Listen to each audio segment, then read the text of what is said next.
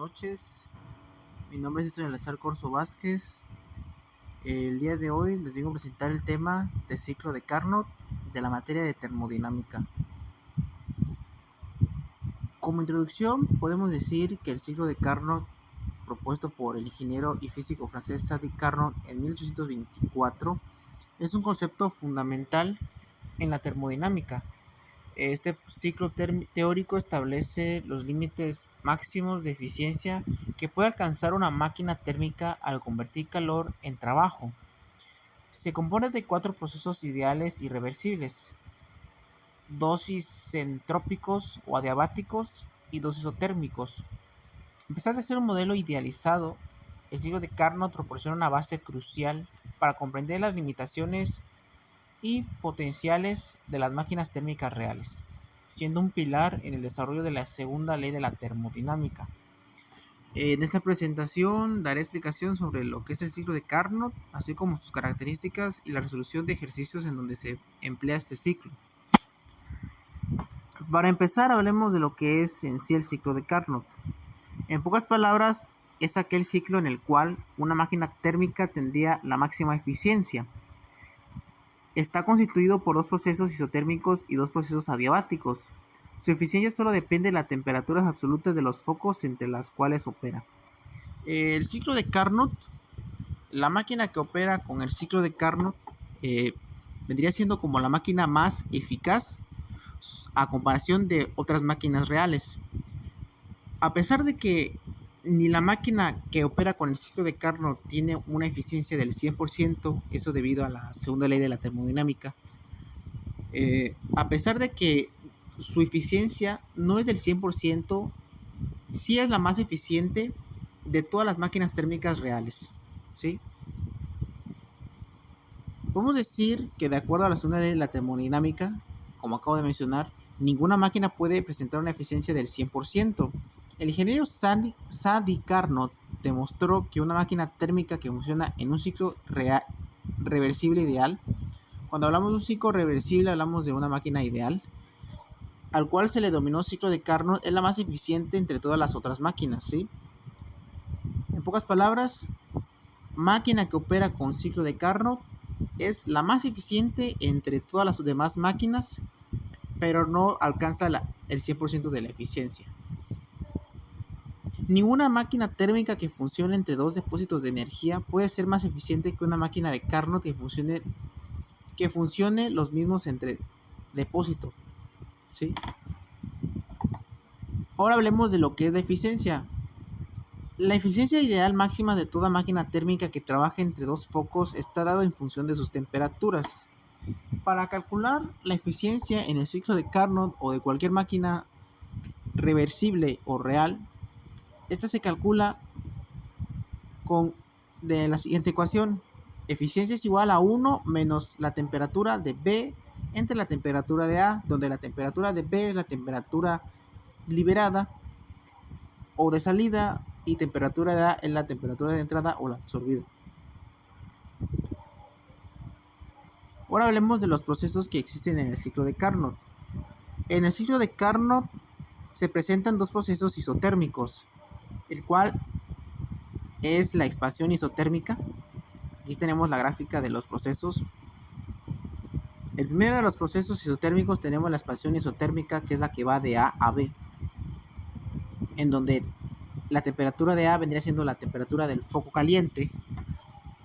Esta se puede expresar de la siguiente manera: calor de A, ¿sí? El calor aplicado a A en la expansión isotérmica, en la temperatura del foco caliente, es igual al trabajo en la expansión isotérmica. El calor aplicado al foco caliente en la expansión isotérmica también vendría siendo igual al trabajo en la expansión isotérmica. En el segundo proceso isotérmico tenemos la compresión isotérmica, que va de C a D, en donde el calor liberado, Q sub B, es igual al trabajo total en ese proceso de compresión isotérmica. El calor absorbido en el primer proceso de expansión es igual al trabajo en expansión isotérmica, mientras que el calor liberado en la compresión isotérmica que va de C a D es igual al trabajo en la compresión isotérmica. Y se compone también, esos fueron los dos procesos isotérmicos, también se compone de lo que son los dos procesos diabáticos. Mientras que en los procesos isotérmicos hay absorción y liberación de calor, en los procesos adiabáticos el calor liberado y el calor absorbido tienden a cero. Por ende, en la expresión diabática, que van de B a C, ¿sí? Si nosotros ubicamos en las expresiones isotérmicas, van de A a B y de C a D, van de izquierda a derecha y de derecha a izquierda. En la expresión los procesos diabáticos van de arriba a abajo y de abajo a arriba, ¿no? En esta gráfica. Y en estos procesos el calor es cero. Por ende, el cálculo de la variación de la energía interna, al no tener calor, puesto que son cero, se va a calcular de la siguiente manera. Se va a calcular con la constante que tenga en calor a volumen constante por N por el incremento de T, donde el incremento de T va a ser la diferencia entre la temperatura liberada menos la temperatura absorbida, o la temperatura de entrada menos la temperatura de salida menos la temperatura de entrada. Y en la compresión diabática, que va de D hacia A, sí, la variación de energía interna va a ser igual al calor en volumen constante por N por el incremento de T, donde el incremento de T vendría siendo la diferencia entre la temperatura de entrada menos la temperatura de salida, o temperatura absorbida menos la temperatura liberada. Se cumple entonces que la temperatura de A, así como en este proceso, se cumple entonces que la temperatura de A el calor de A le es al calor de B lo que la temperatura de A le es a la temperatura de B. O sea, el calor absorbido entre el calor liberado es igual a la temperatura absorbida entre la temperatura liberada. Recordemos entonces que su eficiencia es igual entonces a 1 menos la temperatura de entrada entre la temperatura de salida entre la temperatura de entrada. Y el resultado se da en porcentaje. La eficiencia es en porcentaje, que es la cantidad de eficiencia que tiene la máquina de Carnot, ¿sí? El proceso de Carnot, ¿sí? Hablemos un poco más de la eficiencia de este ciclo, ¿sí? Tenemos entonces como ejemplo una máquina en donde tenemos el foco caliente T sub A y el foco frío T sub B, en donde trabajan dos máquinas. Una trabaja con el ciclo de Carnot y la otra es una máquina real. En el ciclo de Carnot tenemos un ciclo reversible y en la máquina real tenemos un ciclo irreversible. Ambas trabajan con el mismo calor liberado, ¿sí? Ambas trabajan con el mismo calor, pero la máquina de Carnot va a liberar un trabajo W', mientras que la máquina real va a liberar un trabajo W'. ¿Esto qué va a pasar? Pues bueno, la máquina de Carnot va a liberar un calor, que va a ser Q', mientras que la máquina real reversible va a liberar un calor Q sub B W'. ¿Qué se cumple entonces aquí? ¿Cuál es la diferencia entre estos dos procesos, entre la máquina que sigue el ciclo de Carnot y la máquina real? En este ejemplo se cumple que el trabajo liberado en la máquina de Carnot va a ser mayor que el trabajo liberado en la máquina real, ¿sí? Aquí comprobamos entonces la eficiencia de Carnot, 1 menos la temperatura de salida entre la temperatura de entrada. Además, en este ciclo, que solamente se cumple en una máquina que sigue el ciclo de Carnot, se cumple que el calor absorbido entre el calor liberado prima, en este caso, porque es la máquina de Carnot en la que se cumple esto, va a ser igual a la temperatura de entrada entre la temperatura de salida. Esto simplemente se puede cumplir en una máquina de Carnot, como en este ejemplo que tenemos aquí. Entre mayor eficiencia, mayor es el trabajo.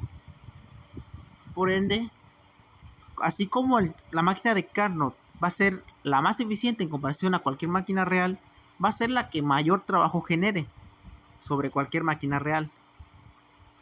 Una vez entendiendo estos fundamentos y estos conceptos, vamos a pasar a la resolución de dos ejercicios, en donde aplicamos ciclo de Carnot.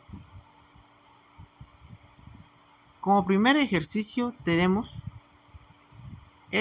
los cual nos dice: la figura muestra el ciclo de Carnot donde la temperatura de A es igual a 207 grados centígrados y la temperatura de B es igual a menos 153 grados centígrados. Determine su eficiencia. Aquí tenemos la temperatura en grados centígrados, pero en el ciclo de Carnot trabajamos con la temperatura absoluta, la cual es Kelvin. Entonces lo primero que hay que hacer va a ser convertir la temperatura de grados Celsius a Kelvin. La conversión se hace, Kelvin es igual a grados centígrados más 273. Entonces T sub A es igual a nuestra temperatura en grados centígrados más 273. Esto nos da 480 Kelvin, temperatura del foco caliente, y la temperatura del foco frío, T sub B, es igual a menos 154 más 273. Esto nos da 120 Kelvin. Entonces, su eficiencia se calcula con la fórmula que ya tenemos. Eficiencia es igual a 1 menos temperatura de A menos la temperatura de B. Entonces, la temperatura del foco caliente entre la temperatura del foco frío. Entonces, tenemos 1 menos 120 entre 480. Esto nos da 1 menos 0.25. Entonces tenemos que la eficiencia de este ciclo de Carnot es igual a 0.75, lo cual es igual a un 75% de eficiencia en este ciclo. Pasemos al segundo ejemplo. En el segundo ejemplo tenemos una máquina que sigue el ciclo de Carnot. Esta máquina opera entre dos focos de 500 Kelvin y 300 Kelvin. Si la cantidad de trabajo realizado por la máquina es 600 joules, determine el calor absorbido. Aquí tenemos esta máquina en donde la temperatura del foco caliente de sub A es igual a 500 Kelvin y la temperatura del foco frío es de 300 Kelvin. Ahora, aquí se va a trabajar con una proporción que va de 5 a 3. La proporción se maneja conforme a la temperatura. Si tenemos 500 Kelvin y en la temperatura del foco frío 300 Kelvin, vamos a agarrar entonces la proporción que va de 5 a 3. Entonces, teniendo esa proporción de 5 a 3, entonces quiere decir que el calor absorbido va a ser 5 veces el calor y el calor liberado va a ser 3 veces el calor. O sea, 5Q va a ser Q sub A y 3Q va a ser igual a Q sub B. Entonces tenemos que el trabajo es igual a 600 joules. ¿Qué se cumple aquí? Se cumple entonces que 5Q es igual a la sumatoria del trabajo más el calor liberado.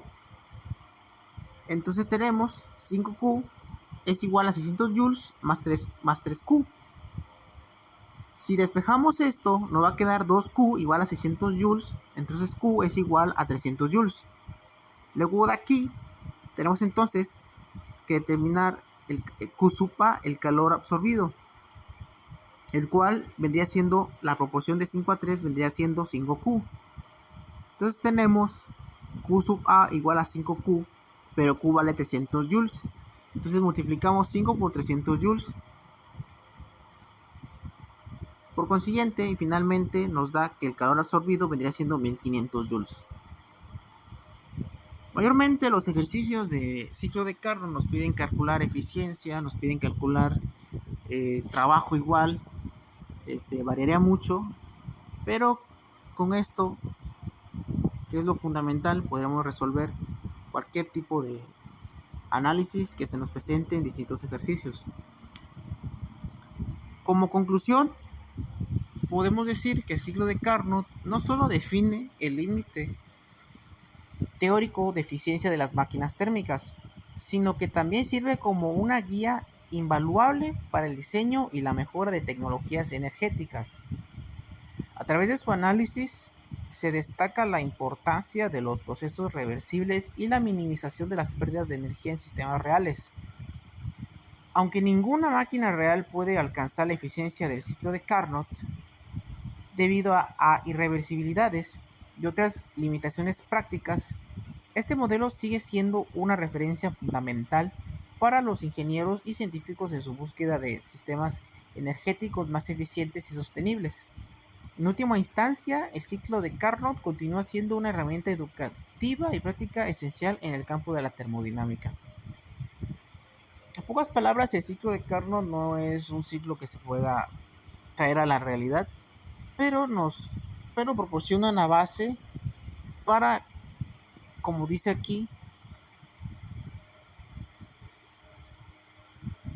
proporciona una referencia fundamental para los ingenieros científicos en su búsqueda de sistemas energéticos más eficientes y sostenibles.